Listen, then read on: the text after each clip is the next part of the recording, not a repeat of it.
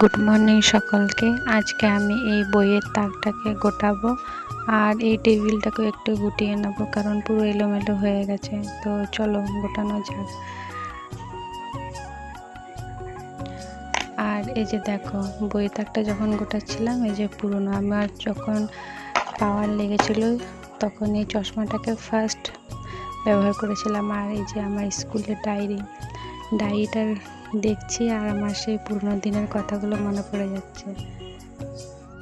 এখন ভাবি যদি সেই স্কুলের দিনগুলোকে যদি ফিরে পেতাম কতই না ভালো হতো। আর ওটা আমি হাত দিয়ে ঢেকে নিয়েছি, কারণ ওটা পার্সোনাল জিনিস না দেখানোই ভালো। আর দেখো, আমাদেরকে স্কুলে আমরা যে যেতাম না, ওটার জন্য চিঠি লিখতে বলতো, তো আমরা কেউ লিখতাম না, এত বদমাশ ছিলাম আমরা। এই যে দেখো, আর দুটো জিনিস আমি খুঁজে পেলাম। এই ডায়েরিতে কত কি নাই আছে। আগে তো আমার কোনো ফোন ছিল না, তো এই যে পেপার কেটে এরকম ডায়েরিতে আমি চিটিয়ে রাখতাম, তো এগুলো আমার খুব ভালো লাগতো। এটা হচ্ছে আমি যখন স্কুলে পড়তাম সেই ড্রেসের ফটো। আর এই যে আমার যেহেতু জিওগ্রাফি ছিল, তো হাসি পাচ্ছিল এটাই, তো জিওগ্রাফির যে জিনিসগুলো থাকে সেই জিনিসগুলোর মধ্যে কিছুই নেই। এই যে বাকি কথা এই জিনিসগুলো বেঁচে আছে। তো আর এই ম্যাপটা হচ্ছে রাজস্থানের ম্যাপ।